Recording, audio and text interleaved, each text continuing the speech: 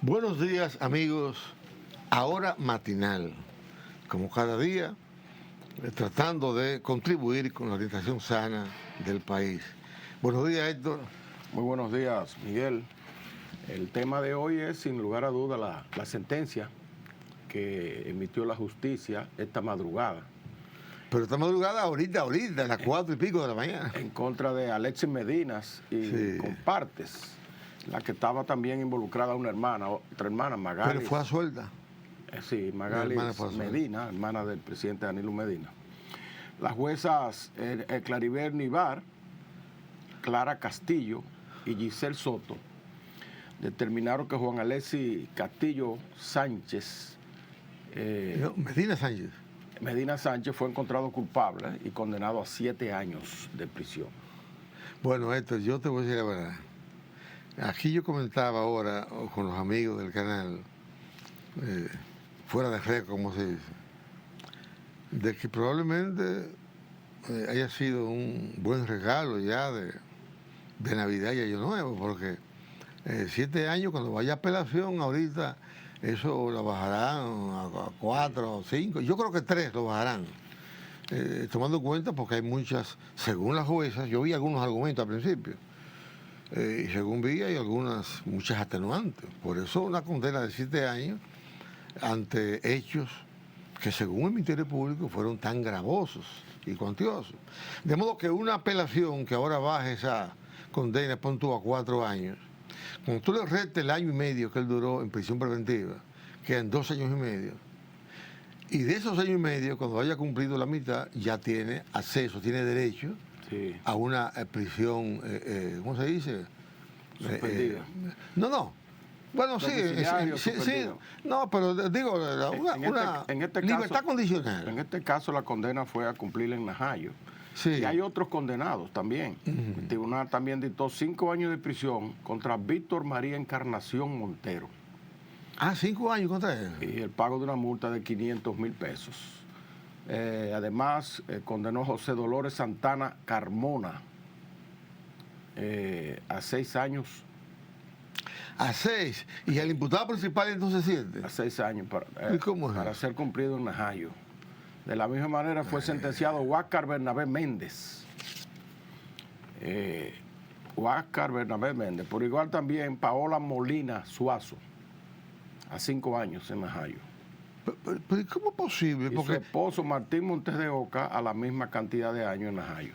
pero esos fueron que cómplices, me imagino que funcionarios ahí Sí, porque él fue condenado también por asociación de malhechores. Sí. Entonces, como fue condenado por asociación de malhechores, también había que involucrar otras personas. Pero yo digo, si el autor, el imputado principal, se condena a 7 años, por mayor responsabilidad que pueda tener otro implicado, no puede cumplir prácticamente, aplicarse la misma pena, porque de 7 a 6, y si, como te digo, si se aplica la cuestión del tiempo que duró preso, bueno. Entonces, las personas descargadas, Miguel, fueron el exdirector de Fomper, Fernando Rosa.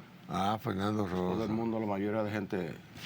Vi que el argumento, Héctor, ahí, de las juezas, o de las juezas, es como que Fomper, hace una entidad autónoma, con autonomía financiera, administrativa, ¿verdad?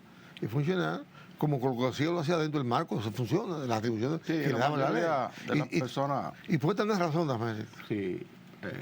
Digo, no es que lo absuelva, lo libere de responsabilidad en el mal manejo. Me refiero en cuanto a las decisiones tomadas, si las tomó el órgano correspondiente. Sí. Otro descargado fue el exdirector, el ex ministro de Salud Pública. Sí, ¿cómo se llama él? Freddy Hidalgo. Que también todo el mundo estaba de acuerdo en que ese hombre no... Sí, él no lucía que tenía mayores implicaciones, que no fuera quizás hacerse de la vista gorda de él. También fueron absueltos Lina de la Cruz, Rafael Antonio Hermosén, Fulvio... el que fue contralor ese. Pero ese negoció con el Ministerio Público. No, fue absuelto. Fue absuelto. Sí, Fulvio Antonio Gómez, Lini Valenzuela, Aquiles Alejandro Christopher y Antonio Florentino. Eso negociaron todos con el Ministerio Público. Esos no fueron descargados. Por igual fueron absueltos Lina de la Cruz, bueno, ya lo dijimos.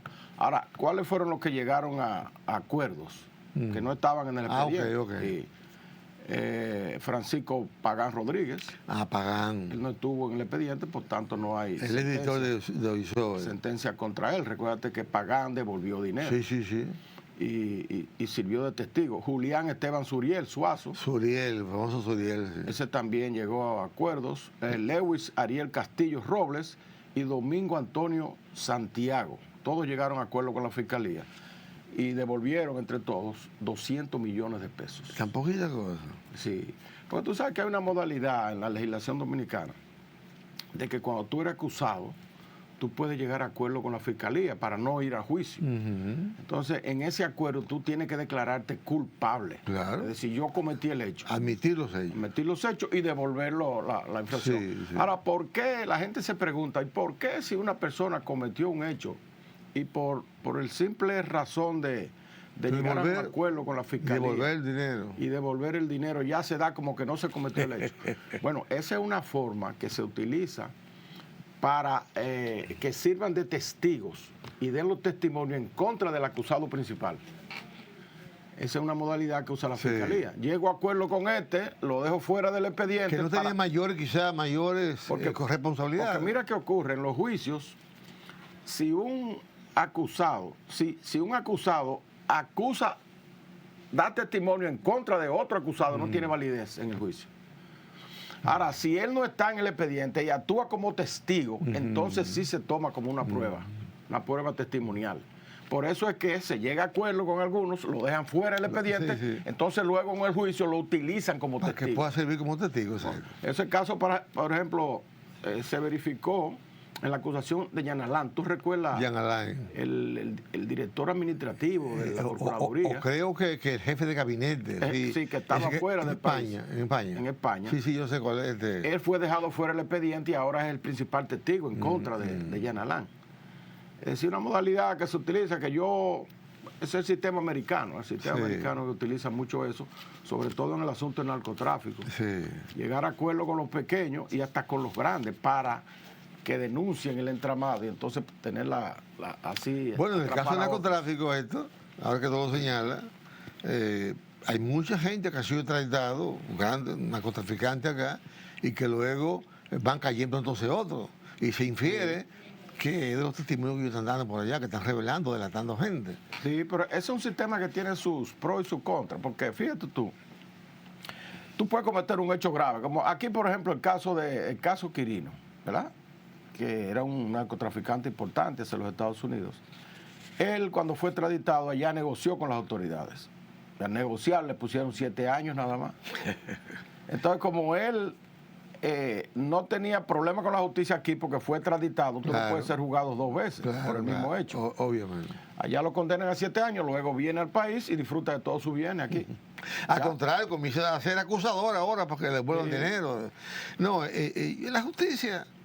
De hecho, cuando yo estudiaba en la universidad, que comencé estudiando ciencia política en aquellos años, en la UAS, siempre se insistía, señores, los sistemas políticos son la expresión de los intereses de lo que conviene a la clase gobernante del momento. Claro. Ahora, y por lo tanto se diseñan los estados y se conforman obviamente en función de esos intereses, de cómo, porque tú sabes lo que es, por ejemplo, después que un narcotraficante ha dañado toda una sociedad o varias sociedades, pues el narcotráfico, ¿verdad?, camina el mundo, que murieron, se enfermaron, se asesinaron decenas de personas y que luego ese individuo, porque delate a otro, como pasó con Quirino, 7 años y luego a disfrutar todas las riquezas que consiguió. Y que eso sea legalizado y santificado por la justicia, en este caso norteamericana. Sí. Eso para mí es una defensa. Sí, volviendo al caso, Miguel, en este caso los condenados tienen la oportunidad de apelar. Claro, y lo van a hacer. Porque esta es una condena en primera instancia. Tanto los condenados como el propio Ministerio Público, si no se siente conforme con esta sentencia, también tiene la oportunidad de apelar. Y siempre estos casos llegan hasta la última instancia. que es el Tribunal Constitucional. Sí, eso termina, eso incluso terminará quizá después de las elecciones que vienen. Sí.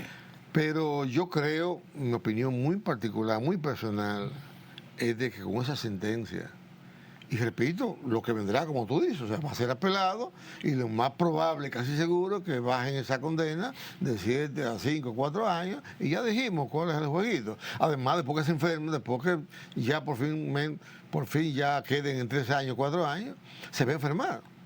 Los 3 años, y va a pasar un gran tiempo en clínica, o sea, es un... Bueno, por eso decía él esto. pasó 18 meses ya preso, o sea, 1 año y medio. Que hay que arrestárselo. Que ya arrestárselo lo Por siento. eso, esa frase que tiene Ayalibis ahí, tiene una foto ahí de Eduardo Galeano, ese destacado politólogo, ya murió hace poco. Eduardo Galeano, un hombre brillante, escribió, entre otras obras, Las venas abiertas de América Latina, describiendo el drama de un subcontinente rico, pero saqueado y explotado y sometido a la miseria, ¿verdad?, por las élites y por los imperios que han, desde que fue descubierta de América. Y él, oye lo que dice él, la justicia es como las serpientes, solo muerde a los descalzos. Tú sabes, Héctor, la gente que está cumpliendo condena en la Victoria, por ejemplo, que ya la cumplieron. Bueno, en este caso no son tan descalzos, ¿no? Los condenados. No, pero por eso digo que solo muere, porque es que para mí no lo ha mordido la justicia, o sea... bueno, fíjate... Por lo que estamos hablando. Yo me he acostumbrado a respetar las decisiones de los jueces, porque como te indicaba ayer, muchas veces tú ves obvio una condena porque alguien cometió un delito, pero además de cometer el delito, tienen que probárselo en el tribunal, con pruebas fehacientes. Fíjate que la sentencia fue unánime de las 3 juezas, un tribunal colegiado. Cuando eso ocurre, uno tiene que reflexionar sobre ese asunto, porque y ellas también son jueces jóvenes, profesionales, que tienen una carrera ya judicial. Pero yo te digo la verdad, mi opinión personal, y es bueno que tengamos justamente, porque cada quien tiene su visión de las cosas y de la sociedad y del mundo. Mi opinión particular es que la justicia es un instrumento que deja mucho que desear, pero no aquí, en todo el mundo. Incluso aún en los grandes países. La mujer del presidente español, ¿cómo se llama?, de Sánchez, de Pedro Sánchez, fue agarrado con la mano en la masa y le han buscado la vuelta. Pero, o sea, es que la justicia en el mundo capitalista es un problema, vuelvo y repito, responde y actúa en función de intereses de quienes la conformaron y la dirigen. Y es un problema ya quizás un poquito más profundo o más teórico. Desde el origen de la humanidad, porque te la sentencia contra Jesucristo. Pues no, por eso digo. Que fue una sentencia también política. Por eso digo. ¿Y quiénes la dictaron? Bueno, los faraones del momento, los emperadores del momento. Sí. O sea, por eso, no sé. Creo que quizá en 100 o 200 años, espero que sea estar vivo. Bueno, ahí está la justicia. De todos modos, ¿qué otro tema trae la...? El otro tema interesante del día de hoy es la incautación que hizo el gobierno norteamericano de múltiples bienes y dinero en efectivo de Nicolás Maduro. Tanto aquí como en Miami. Aquí se incautó una mansión valorada en $18 millones. ¿Y dónde está esa mansión? En Cap Cana. ¿Y será verdad eso? Frente a la playa Juanillo, sí. ¿Eso será verdad? Está claro, está documentado ahí, está la fílmica. Y está la historia de cómo se adquirió esa vivienda a través de un testaferro. Yo tengo mis reservas sobre la mansión se llama La Caracola. $18 millones, frente a la playa de Juanillo, en Cap Cana. Yo tengo mis reservas porque son muchos los expedientes fabricados que ha hecho Estados Unidos cuando quiere imputar, dañar o eliminar un gobernante o un político que no le conviene a sus intereses.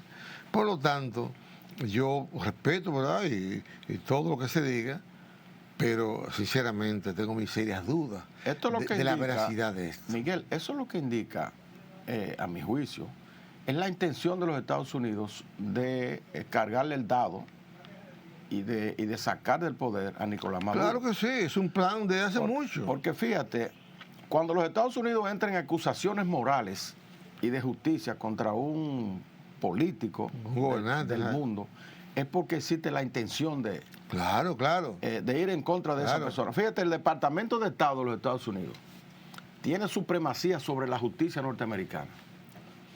Es decir, la justicia puede llevar un caso y tú ser culpable, pero si está fuera del ámbito del territorio norteamericano, entonces la supremacía, la primacía la tiene el Departamento de Estado, que es la Cancillería de Estados Sí, Unidos. sí, sí. ¿Tú entiendes? Es decir, por ejemplo, Maduro está siendo acusado ahora de narcotráfico, de lavado de activos y de una serie de delitos en la justicia norteamericana. La justicia norteamericana ha impuesto una recompensa de $50 millones para quien ofrezca información que conduzcan a la captura de Nicolás Maduro. ¿Ah? Es una recompensa. Y se supone que si hay la información de que Maduro está en un sitio donde los Estados Unidos puedan echarle mano, lo van a agarrar y lo van a llevar a juzgarlo en los Estados Unidos. Ahora bien, ahí interviene entonces el Departamento de Estado. El Departamento de Estado y comienza, y entonces cuando coincide la decisión del Departamento de Estado de que Maduro es un enemigo de los Estados Unidos, Sí. entonces ahí la acción camina. Y en ese sentido es que está caminando esa persecución contra Nicolás Maduro y la incautación de todos esos bienes. Sí, sí, es así, tal como tú describes ese proceso. De todos modos, ya ese es un expediente. Eso se parece a aquel revolvito que le ponían a todos los izquierdistas en los 2 años de la guerra. Sí, porque recuérdate que es el imperio. Por eso digo. Es el imperio. Pues es un expediente ya muy conocido que cuando Estados Unidos no puede tirarle arriba el pueblo, por ejemplo. El imperio. Entonces utilizan esos argumentos de tipo moral, acusaciones, que ya el mundo las conoce o las está conociendo y se da cuenta que son mecanismos de manipulación, de crear una opinión falsa para justificar su acción contra la democracia y contra los pueblos. En el caso de Maduro, Claro, yo dudo que prosperen esos planes. En este caso no en contra de la democracia, no en contra de un dictador. Sí, no, porque Maduro, bueno, Maduro se ha burlado de la sociedad eso venezolana. dicen, yo no considero así. Yo lo considero distinto. Yo creo que Maduro ha defendido los intereses, como alumno aventajado de Chávez, los intereses de Venezuela, la riqueza de Venezuela, y como Estados Unidos ya no podía seguir extrayendo, saqueando las riquezas de ese país, pues intentó eliminar a quien es el obstáculo. Señores, Chávez tuvo cuántos atentados, el mismo Maduro. De modo que eso ya lo conoce el mundo. El problema es que puede ser, como tú dices, Miguel, protegiendo la riqueza de Venezuela, pero en esa labor de protección de la riqueza de Venezuela, Maduro se ha llevado también la riqueza del pueblo venezolano. Porque por primera vez de Venezuela han emigrado más de 7 millones de venezolanos, Sí, pero que andan deambulando por el mundo. Los venezolanos no tenían características de migrantes. Incluso en los Estados Unidos, el país latinoamericano que menos inmigrantes tiene o tenía en Estados Unidos era Venezuela. Porque Venezuela es un país rico, donde la gente podía tener su empleo, podía disfrutar de una serie y esa riqueza durante 200 años fue saqueada por todos los gobernantes de turno. No solamente que en el acuerdo de punto fijo se pusieron de acuerdo, ¿verdad? Para turnarse en el poder. No solamente saqueada, Miguel, que es así, sino que Venezuela nunca diversificó su economía. Claro. Y se mantuvo dependiendo permanentemente de la exportación de petróleo. Claro, claro. Cuando el petróleo venezolano, que no es un petróleo bueno, el que explotan hasta ahora, cayó, entonces cayó la economía de Venezuela. Y también influyó otro elemento. En el 2001, recuérdate, que Chávez tuvo un enfrentamiento con la gente de PDVSA, con los técnicos que manejaban PDVSA, porque PDVSA lo manejaban técnicos extranjeros, y Chávez lo deportó a todos y tuvo conflicto ahí. Entonces a partir de ahí la producción de petróleo en Venezuela comenzó a caer, y al caer la exportación cayó la economía. A pesar de que Venezuela tiene de todo, Venezuela tiene mucho oro, Venezuela tiene mucha agua, quizá el país que tiene más agua para producir energía eléctrica. La mayor reserva probada del mundo. Sí, tiene minerales de todo tipo y tiene petróleo. Justamente ese manjar es lo que tiene Estados Unidos pendiente y luchando por ver cómo se lo apropia, pero todo indica que no va a ser posible, porque cada vez Venezuela, el chavismo, se enraiza más en la sociedad venezolana. La situación económica está mejorando gracias al apoyo de Asia, básicamente China, Rusia y otros países. Y yo creo que ya esas para la captura de Chávez, yo creo que son los últimos aletazos que va a dar Estados Unidos, porque no va a ser posible. No, y es peligroso.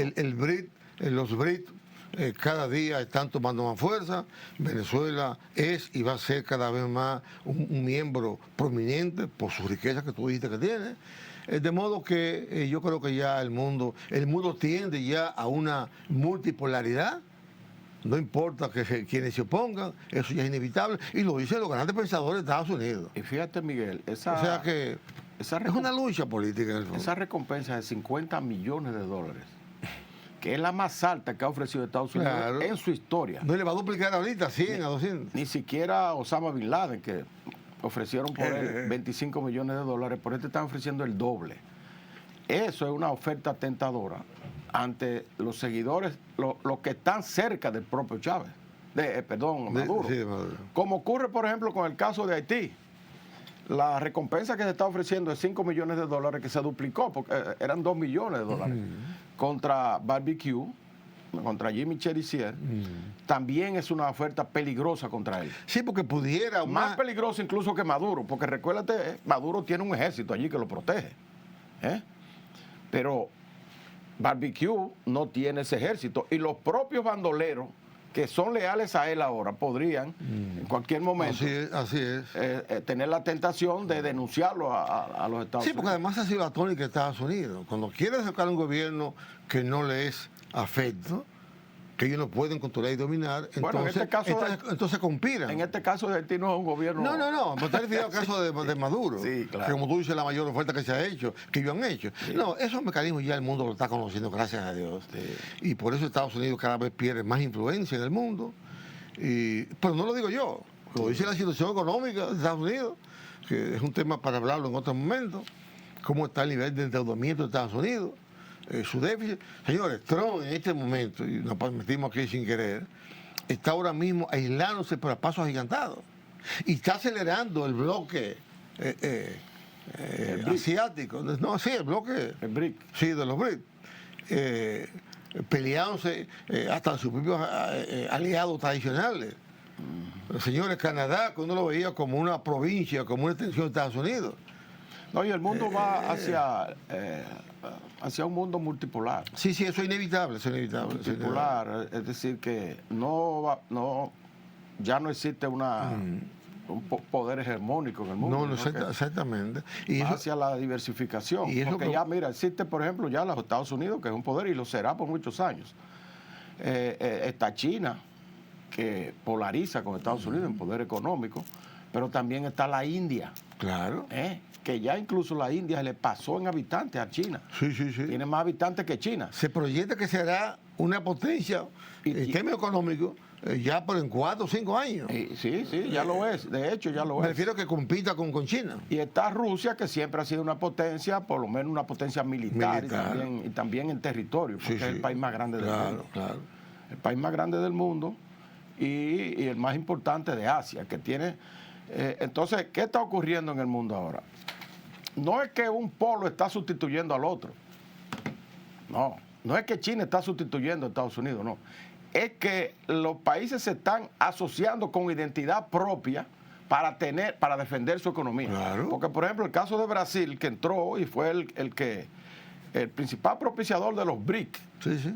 Fue Brasil en el otro gobierno de Lula, que por cierto le costó prisión y hasta asesinato, vamos a decir, mediático, asesinato político. Así es. Brasil lo que está buscando, por ejemplo, con su alianza con China y con la India y con Rusia, a través de los BRIC, es tener su independencia con relación a la influencia norteamericana. Claro. Entonces, ¿qué es lo que está haciendo Trump? Trump sabe que eso está ocurriendo. Y el gobierno de los Estados Unidos sabe que eso está ocurriendo. ¿Y qué está haciendo? Fortaleciéndose, tratando de fortalecerse económicamente para no quedarse atrás ante ese bloque de Euroasia con parte de América Latina. Porque fíjate, Euroasia, que es Asia y Europa, componen casi el 60% de la población mundial. Sí. Y del mercado, alrededor también del 60 o 50% sí, es así. del mercado internacional. Sí. Entonces, cada país está buscando la manera de fortalecerse. Por eso que viene el multilateralismo. Claro, sí, es así. Sí. El multilateralismo, cada quien tiene que defender su economía. Nosotros tenemos que ponernos en eso también. Digo, estamos en eso. A través de pertenecer a diferentes bloques, no encasillarnos en un solo lugar. Aquí, por ejemplo, depende mucho del gobierno de turno que esté. Porque, por ejemplo, en los gobiernos anteriores... Pero que nos estamos aislando. No, aislando no. Ya nosotros tenemos relaciones con China. Sí, pero relaciones con Rusia. Rusia. Ya en este mismo gobierno, proyectos que habían con China, que fue de las pocas cosas que yo creo que hizo Danilo Medina, además de Punta Catalina, muchos proyectos que China iba a ejecutar ya fueron anulados por este gobierno y pasados a Estados Unidos. O sea, una vía para el país poder despegarse del desarrollo, que sea el apoyo de China tecnológicamente, financieramente. Este gobierno acaba de bloquear eso. Recuérdate, Miguel. Y ponerlo al servicio de Estados Unidos, porque es lo que tú dices, cada gobierno actúa en función de los intereses geopolíticos que representa. Sí, no, este es el gobierno que representa a Estados Unidos en términos geopolíticos. Sí, de acuerdo a la conveniencia que desde su punto de vista pueda representar para el país. Porque fíjate... escúchame un segundito, me está pidiendo cerrar una pausa. Sí, como no, vamos a la pausa y luego volvemos con otros temas. Pero ya para concluir ya. Recuérdate que la República Dominicana está bajo la égida y la influencia territorial de los Estados Unidos. Claro. Geopolíticamente somos y no satélites, podemos olvidar que tenemos más de 2 millones de dominicanos allá. También, y que la economía se sostiene. Y que se sostiene la economía, por eso más de 10 mil millones de dólares que nos envían esa gente. Entre turismo y remesa. Entonces la geopolítica mundial, nosotros no podemos perder nunca de vista eso. Bueno, pero vamos a hacer pequeña pausa. Vamos arriba.